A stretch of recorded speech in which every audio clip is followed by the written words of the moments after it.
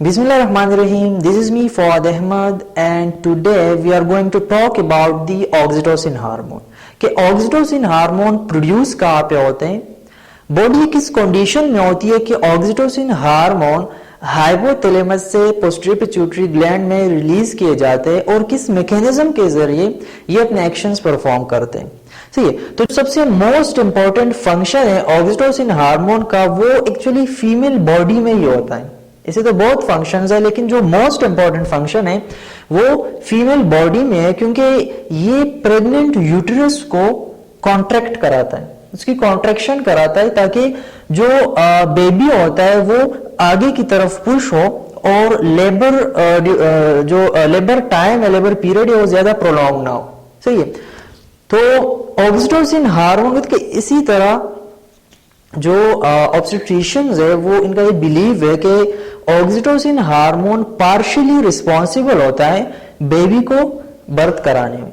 सही है, और उनका ये जो बिलीव है, कुछ फैक्ट्स है जो उनके इस बिलीव को सपोर्ट भी करते हैं। फॉर एग्जांपल फर्स्ट ये कि हमारे पास जो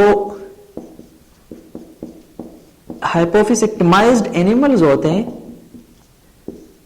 यानी वो एनिमल्स बाय सर्जरी जिनका हाइपोफिसिस या पिट्यूटरी ग्लैंड रिमूव किया गया हो, तो उनका जो लेबर ड्यूरेशन होता है वो प्रोलॉन्ग होता है। सही है, प्रोलॉन्ग लेबर ड्यूरेशन उनका होता है। क्यों?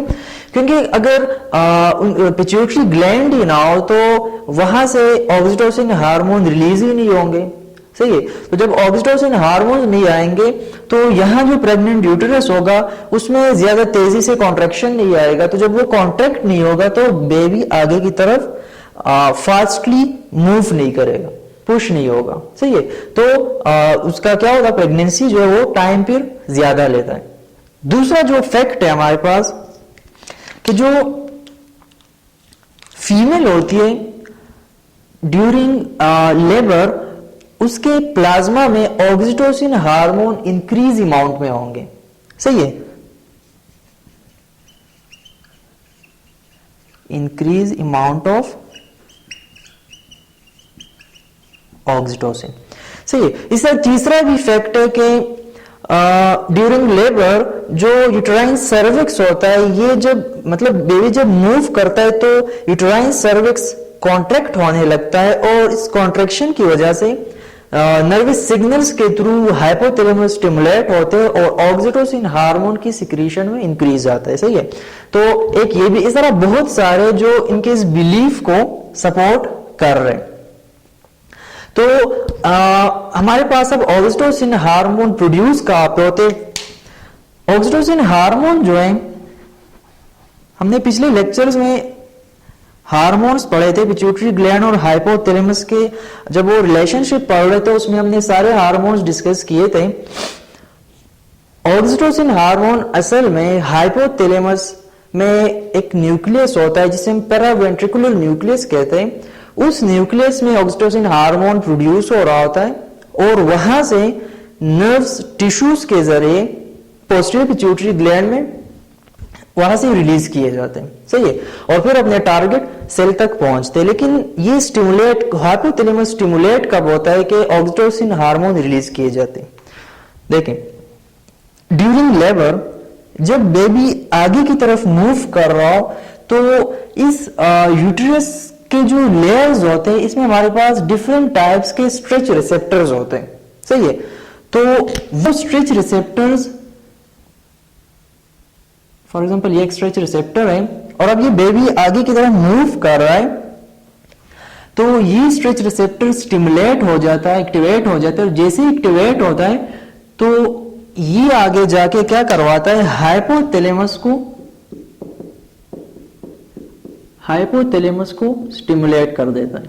तो जैसे ही हाइपोथैलेमस स्टिमुलेट होता है, वहां पे कैसे स्टिमुलेट होता है, यहां पे हाइपोथैलेमस के सराउंडिंग में कुछ ऑस्मो रिसेप्टर्स लगे होते हैं जिसके थ्रू हाइपोथैलेमस स्टिमुलेट हो जाता है और स्टिमुलेशन के फौरन बाद यहां पे जो पैरावेंट्रिकुलर न्यूक्लियस होता है वहां से ऑक्सीटोसिन हार्मोन रिलीज होने लगता है। सही है, वहां पे प्रोड्यूस भी होता है और जो पैरावेंट्रिकुलर न्यूक्लियस का जो साइनेप्टिक वेसिकल जिसमें होते हैं वहां से ये रिलीज भी होने लगते हैं और प्रोडक्शन भी स्टार्ट हो जाती है।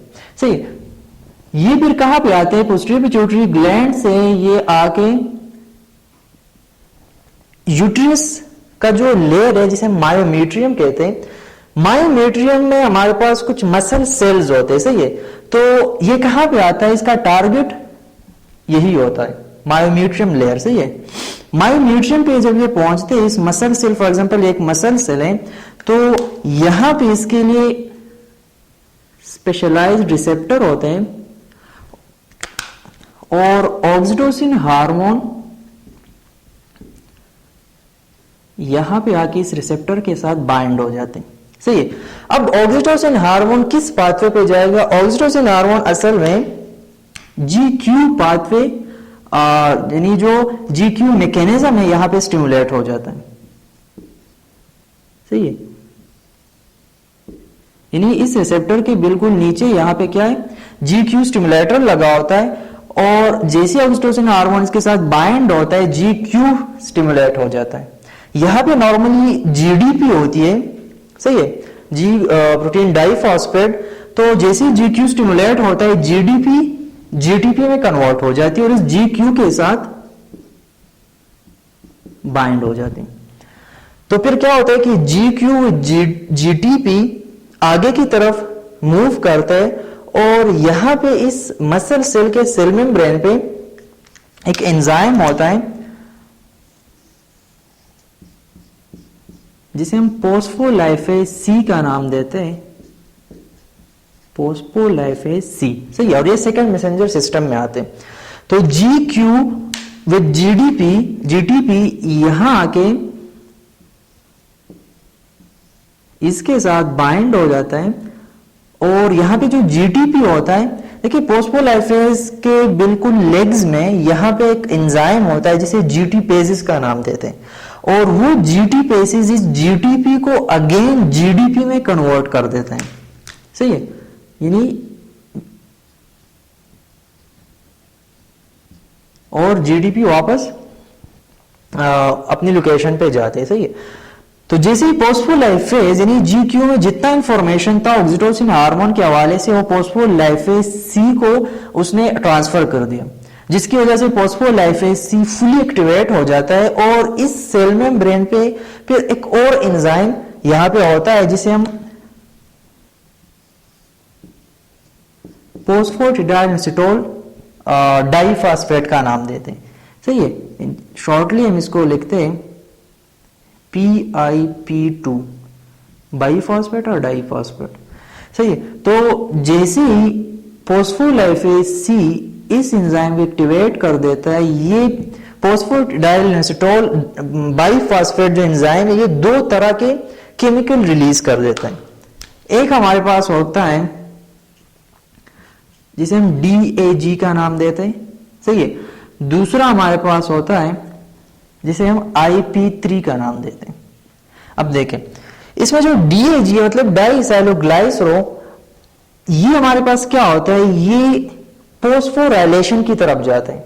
सही है, यानी ये आगे जाके क्या करवाता है, प्रोटीन काइनेसिस C स्टिमुलेट कर देते हैं। जैसे प्रोटीन काइनेसिस स्टिमुलेट होते हैं फोस्फोराइलेशन प्रोसेस स्टार्ट हो जाते हैं। फोस्फोराइलेशन पे हमने बात की थी। फोस्फोराइलेशन प्रोसेस वो प्रोसेस होते हैं कि जितने भी हमारे पास सेल के अंदर की एक्टिविटीज होती है, चाहे मतलब ज्यादातर प्रोटीन से रिलेटेड। सही है, जितने भी चैनल्स बन रहे होते हैं, सोडियम पोटेशियम, सही है, ट्रांसक्रिप्शन हो रहा होता है, DNA RNA में कन्वर्ट हो रहा होता है। सही, इस तरह बहुत सारे जो प्रोसेस उसे हम फोस्फोराइलेशन प्रोसेस का नाम देते हैं। तो DAG क्या करवाता है, फोस्फोराइलेशन प्रोसेस स्टार्ट करवाता है और बाहर इंटरस्टिशियल से, यानी यहां पे इंटरस्टिशियल पे हमारे पास जो कैल्शियम मॉलिक्यूल्स होते हैं उनको इस मसल सेल के अंदर लाता है, एंडोसाइटोस कराता है। सही, तो यहां पे इस मसल सेल के अंदर कैल्शियम वॉल्यूम बढ़ जाता है। सही, एक तो DAG ने ये करवा दिया। दूसरा IP3 क्या करवाता है, इनेसेटोल ट्राइफॉस्फेट। सही, ये क्या करवाता है, ये हमारे पास यहाँ पे जो ऑर्गेनेल होता है जिसे हम एंडोप्लाज्मिक रेटिकुलम का नाम देते हैं, तो ये एंडोप्लाज्मिक रेटिकुलम में एंडोसाइटोस होता है एक स्पेशलाइज्ड रिसेप्टर के जरिए, और वहां पे कुछ मैकेनिज्म चल रहा था, उस मैकेनिज्म के जरिए इस एंडोप्लाज्मिक रेटिकुलम से भी कैल्शियम मॉलिक्यूल्स को रिलीज कर देता है साइटोप्लाज्म में। सही है, जिसकी वजह से दो तरीकों से यहाँ पे IP3 और DHG ने कैल्शियम को हाइपर कर दिया इस मसल सेल के अंदर, जिसकी वजह से क्या होता है, ये जो यूट्रस का जो लेयर्स होते हैं ये हमारे पास कॉन्ट्रैक्ट हो जाते हैं, इनमें कॉन्ट्रैक्शन आ जाता है, और इस कॉन्ट्रैक्शन की वजह से ये क्या होता है, ये बेबी जो ये आगे की तरफ पुश हो जाता है, आगे की तरफ मूव कर देता है। तो इसी तरह ये, और स्पेशली गेस्टेशन यानी जो एंड पीरियड चल रहा होता है प्रेगनेंसी के दौरान, उस टाइम ऑक्सीटोसिन हार्मोन हाइपर होते हैं और मसल सेल्स में ये प्रोसेस बहुत फास्टली चल रहा होता है, ये मैकेनिज्म हो रहा होता है, जिसकी वजह से यूट्रस कॉन्ट्रैक्ट हो रहा होता है और बेबी आगे की तरफ विजाइनल ट्यूब की तरफ मूव करता है और बेबी बर्थ हो जाता है। सही है, तो ये तो हमारे पास था कि ऑक्सीटोसिन हार्मोन यूट्रस की कॉन्ट्रैक्शन कैसे कराता है, किस मैकेनिज्म के जरिए कराता है। अब ऑक्सीटोसिन हार्मोन लैक्टेशन में भी अपना रोल प्ले कर रहा होता है। सही है, एक तो यहाँ पे जो सबसे इंपॉर्टेंट था, लेकिन यहाँ लैक्टेशन में जो मेमरी ग्लैंड है जिसे हम फीमेल ब्रेस्ट कहते हैं, वहां पे भी ये क्या कर रहा होता है, अपना रोल प्ले कर रहा होता है ऑक्सीटोसिन हार्मोन। तो यहाँ पे कैसे किस मैकेनिज्म के जरिए मिल्क को एक्सक्रीट कर रहा होता है, असल में सेम प्रोसेस चल रहा होता है यहाँ पे भी। ये हमारे पास क्या है, मेमोरी ग्लैंड। सही है, यहां पे भी यही सेम प्रोसेस चल रहा होता है। इस मेमोरी ग्लैंड में ये रेड कलर में जो शो हो रहा है, इसे हम कहते हैं यहाँ पे जैसे थे क्या, मायोएपिथेलियल सेल्स। वहां पे मायोएपिथेलियल सेल्स जो मसल सेल्स होते हैं यहाँ पे प्रेजेंट होते हैं। सही है, तो जैसे ऑक्सीटोसिन हार्मोन आता है और ऑक्सीटोसिन हार्मोन यहाँ पे इस मेमोरी ग्लैंड से कैसे स्टिमुलेट होते हैं, असल में जब सकलिंग हो रहा होता है, सही है, जब बेबी सकलिंग कर रहा होता है तो ड्यूरिंग सकलिंग यहाँ पे कुछ केमो रिसेप्टर्स होते हैं,